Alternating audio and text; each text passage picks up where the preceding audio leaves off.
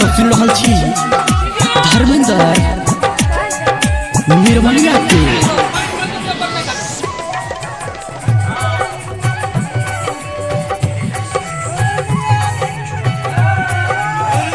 हमारा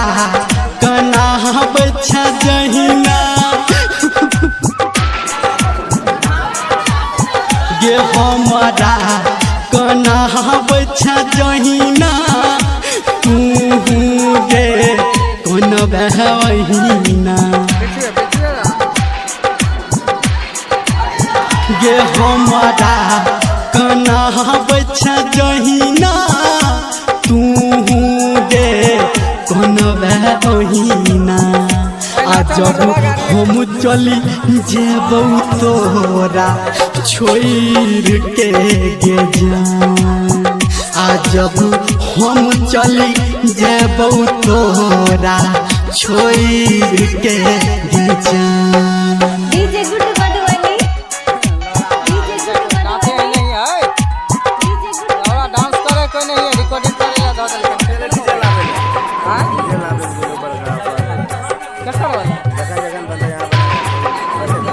अच्छा बड़का डीजे दिल के दुखा बच्चा जहिना गे दिल के दुखा बच्चा जहिना दिल तोरो दुख तो गहिना गे दिल के दुखा बच्चा जहिना दिल तोरो दुख तो गहिना आ जब हम मरी जब तोरा छोड़ के गे जान आ जब हम चली जब तोरा छोड़ के गे जान।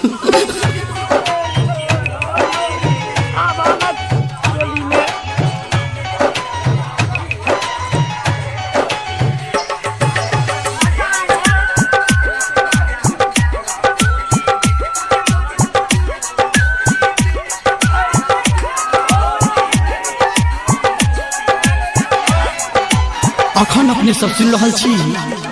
धर्मेंद्र निर्मलिया के।